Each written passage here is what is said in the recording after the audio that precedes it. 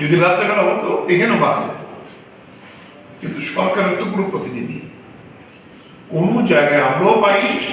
আমাদের যে 8টি জেলার আমাদের সম্পাদকরা কালকে রিপোর্ট করেছে, কোনো জায়গায় সরকারের কোনো ত্রাণ সাহায্য, একটা রিপোর্ট তারা পাঠাচ্ছেন, ঘরে বসে বসে অফিসাররা রিপোর্ট তৈরি করছে।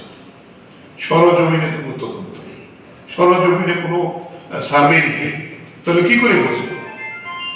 তা এই নিয়ে আমরা এই দাবি সনদ উপস্থাপিত করছি আপনাদের মারফতে রাজ্যের মানুষের কাছে, এবং আমরা ঠিক করেছি কালকার মিটিং থেকে সেপ্টেম্বর মাসের 20 তারিখ থেকে 30 তারিখ রাজ্যের 23টি সাব ডিভিশনে, তার মধ্যে 8টি জেলা আছে, আমরা কৃষক সভা, আমরা ক্ষেত মজুরের সঙ্গে কথা বলবো, জেএমপির সঙ্গে কথা বলবো, কৃষক সংগঠনগুলিকে নিয়ে আমরা সর্বত্র এই 12 দফা দাবিতে বিক্ষোভ করবো, প্রচার আন্দোলনে যাব, এবং আগরতলা আমরা চেষ্টা করছি একটা বড় জমায়েত শের থেকে করার জন্য পুজোর আগে, যাতে করে আমরা সরকারকে বাধ্য করাতে পারি। কেন্দ্রীয় সরকার দায়িত্ব না নিলে ত্রিপুরা সরকারের যে বাজারে সম্ভব না, আমরা বারবার সরকারকে সহযোগিতা করার জন্য আমরা করতে চাই, কিন্তু সরকারের সর্বদলীয় মিটিং হয়েছে, এই মিটিংয়ের পরে তো কারোর সঙ্গে কোনো যোগাযোগ নেই। তাই আমরা আমাদের মিটিংয়ে এই সমস্ত প্রতিনিধিদের যে ক্ষোভ, এইটা মিটিংয়ে যা প্রতিফলিত হয়েছে তার ভিত্তিতেই আমরা এই দাবি সনদ কালকে মিটিংয়ে ঠিক করেছি। এটার কপি আপনাদের কাছে আমরা দেব। আমাদের আমরারামজি সেখানে এই আমাদের প্রতিনিধিদের পক্ষ থেকে ভারতবর্ষের প্রধানমন্ত্রীকে ত্রিপুরার এই পরিস্থিতি নিয়ে চিঠি দিয়েছেন, কিন্তু এখন পর্যন্ত কোনো উত্তর নেই। আরেকটা জিনিস জানাবো, শুধু ভিজিট না, আমরা ধন্যবাদ জানাবো আমাদের কেন্দ্রীয় কমিটিকে, সহজ সভায় আমাদের ত্রিপুরার পাশে দাঁড়িয়েছেন। তারা গত পরশুদিন আমাদের রাজ্যের বন্যার জন্য প্রাথমিকভাবে আমাদের কেন্দ্রীয় কমিটি 5 লক্ষ টাকা আমাদের রাজ্যকে পাঠিয়েছেন, যে যাতে বন্যা দুর্গত মানুষকে কিভাবে আমরা সাহায্য করতে পারি এটা দেখার জন্য, এবং দেশের অন্যান্য রাজ্য কমিটিগুলিকেও বলেছেন তারা, ত্রিপুরার আমাদের ব্যাংকের নাম্বার আমরা পাঠিয়ে দিয়েছি, যে তারাও যাতে সাহায্য এগিয়ে দেন, যে আমরা আমাদের এই ক্ষুদ্র সাহায্য নিয়েও আমরা মানুষের কাছে চাবো, কিন্তু এটাতে কিছুই হবে না যদি কেন্দ্রীয় সরকার এবং রাজ্য সরকার সেই পুরোপুরি ব্যবস্থা গ্রহণ না করে। এই সিদ্ধান্ত আমরা নিয়েছি, আমরা অপেক্ষা করবো এই কটা দিন, এরপরে আমরা সেপ্টেম্বরের 20 তারিখ থেকে 30 তারিখ লাগাতারভাবে সবগুলো সাব ডিভিশনে আমরা বিক্ষোভ করবো, আমরা সমস্ত সংগঠনগুলিকে সঙ্গে নিয়ে। এই ধন্যবাদ। ত্রিপুরা কালকে দুদিনের যে মিটিং হলো, সেখানে একটা এজেন্ডা ছিল ত্রিপুরা যে ভয়ানক দুর্যোগের মধ্যে পড়েছে, 30-40 বছর আগে যেটা হয়েছিল, এই দুর্যোগে আমাদের কৃষক সভা কি ভূমিকা নেবে, মানুষের পাশে দাঁড়াবার ক্ষেত্রেই হোক বা সরকারের কাছে গণ আন্দোলনের মাধ্যমে চাপ সৃষ্টি করাই হোক, এবং আমাদের এই পরিস্থিতি মোকাবেলা করার জন্য আমাদের কর্মসূচি আলোচনা করা, এটা আমাদের পবিত্র আপনাদের সামনে বলেছেন। আমরা বিস্তারিত আলোচনা করেছি, সারা রাজ্য থেকে প্রতিনিধিরা এসেছিলেন, প্রত্যেকে তার এলাকার অভিজ্ঞতা বলেছেন, এবং সেই অভিজ্ঞতা হচ্ছে খুবই করুণ। ধ্বংস হয়েছে, মানুষ মরেছে, সম্পত্তি নষ্ট হয়েছে, ফসল নষ্ট হয়েছে, এসব তো শুনলেন সংখ্যা, কিন্তু এর প্রতি যে মানবিক দৃষ্টিভঙ্গি আমার আশা করি আমরা কিন্তু প্রশাসন থেকে পাই। প্রশাসনে সবাই বলেছে প্রশাসনের কোনো লোককে দেখা যায়, সাধারণত এরকম বিপর্যয়ের সময় প্রশাসনের এসডিও, বিডিও অফিস, নানা রকম পঞ্চায়েত অফিস সব তারা মাঠে নেমে যায় মানুষের পাশে দাঁড়াবার জন্য, কিন্তু সব জায়গায় রিপোর্ট হচ্ছে কোনো প্রশাসন একবারে নিষ্ক্রিয় অবস্থায় ছিল।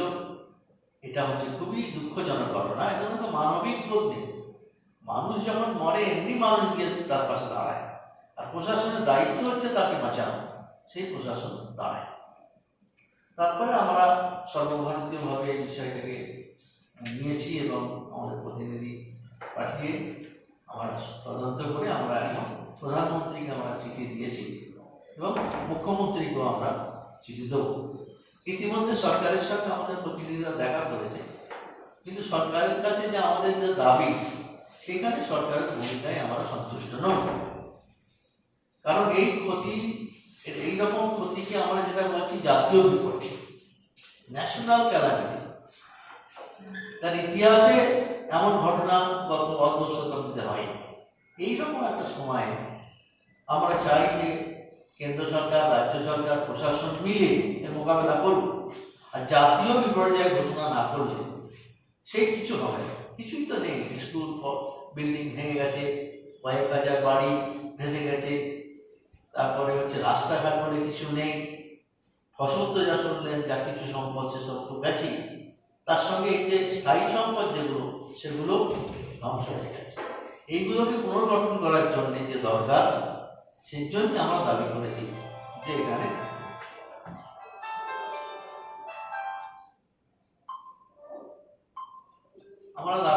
সেই জন্য যে এখানে প্রশাসনিক ক্ষেত্রে একটা সহযোগিতা কেন্দ্র এবং রাজ্য সরকার।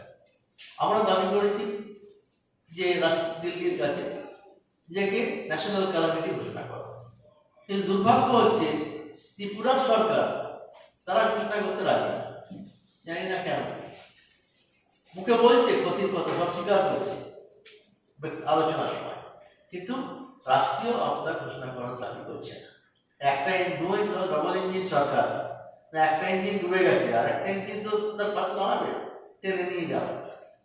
কিন্তু রাজ্য সরকারের এখানে জানি না কেন হয়তো ভয় পাচ্ছে, এই দাবি কাজে হয়তো মুখ্যমন্ত্রীকে সরিয়ে দেবে, জানি না কি ভয়।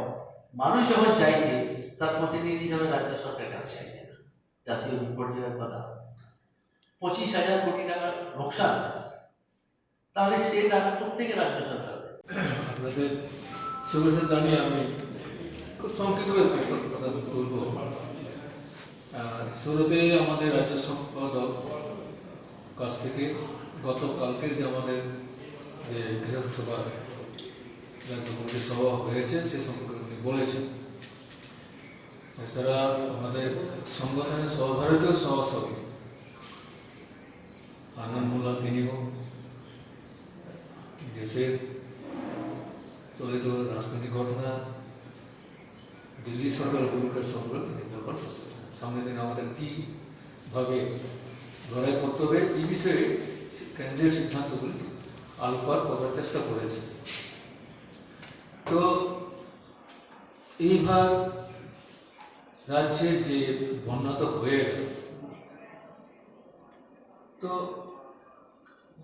এমনিতেই আমাদের এই রাজ্যের কৃষকরা গত কয়েক বছর ধরে নানা সমস্যা তারা ভুগছেন। নিয়মিত চাষ করার সুযোগ তারা পাচ্ছে না, জল নেই, সার নেই, নানা কারণে কৃষকরা অনেকটা বাধ্যের হাত ধুতে তারা একটা অভাবের একটা দারিদ্রতার মধ্যে দিয়ে তারা জীবন কাটাচ্ছে। এর মধ্যেও এই বন্যাটা ঘটে গেল, যদিও এটা প্রাকৃতিক বিপর্যয়, এ সময় কোনো সন্দেহ নেই। কিন্তু আমার মনে হয় সেখানে আমাদের রাজ্যের যে প্রশাসন, কারণ এই সময়টার মধ্যে বৃষ্টি বাদল হয়, কখন বেশি হবে না হবে না হয় এটা হয়তো বলা সম্ভব না, কিন্তু বর্ষার সময় কোনো এক ঘটনা ঘটতে পারে, একটা সম্ভাবনা সেখানে থেকে যায়। কিন্তু দেখা গেল মনে হয় যে যদি বন্যা অতিরিক্ত হয়ে যায়, তাহলে বন্যা পীড়িত মানুষের পাশে দাঁড়ানোর জন্য আগে থেকেই তৈরি হওয়া, এই বিষয়গুলোয় অনেকটা তারা সেভাবে প্রস্তুত হইত তারা ছিল না। ফলে যে ঘটনা তো আপনারা দেখলেন কি ভয়াবহ ঘটনা হয়ে গেল। তো এই জায়গায় দাঁড়িয়ে হাজার হাজার কৃষকরা তার সর্বস্ব হয়ে গেল, তাদের পালিত পশুবল পালিত গবাদি থেকে শুরু করে অন্যান্য যার উপরে অর্থনীতিটাকে ভিত্তি করে তারা বেঁচেছিলেন, সব জলে বেশি নিয়ে গেল, যেন গড় গেল, সম্পদ গেল, স্থায়ী অস্থায়ী সম্পদ সব চলে গেল। আজকে খোলা আকাশের নিচে অসহায় বয়ে তারা আজকে সেখানে দিন কাটাতে হচ্ছে। তো এই জায়গাও দেখা গেল, এই যে আপনারা শুনলেন, আমরা তো মনে করি হান্নানরা বলেছে যে মানবিকতার মুখ, এই জায়গায় মানবিকতার যে মুখটা, এটা প্রশাসনের সবচেয়ে দায়িত্ব নিয়ে এই মানে বিষয়টা দেখা উচিত ছিল। দেখা গেলো এই যাও আমরা সেখানে দেখা গেলো বৈষম্য হচ্ছে, বন্টনের ক্ষেত্রে বৈষম্য হচ্ছে, অত পর্যাপ্ত পরিমাণে তাদের যে সাহায্য সেবা দেওয়া সেখানে সেরকম করা হচ্ছে না। এখন এই সমস্ত মুমূর্ষ বন্যায় পীড়িত যে লোকগুলো, তাদের ভবিষ্যৎ অগ্নি হিসেবে রয়েছে। এই জায়গায় আমরা মনে করি প্রশাসন আরো সব দলীয় মধ্যে থেকে মানবিক যে দৃষ্টিভঙ্গিটাকে মজবুত ভাবে এটাকে ধরে অন্তত তাদের পাশে দাঁড়ানো উচিত। তাহলে আমরা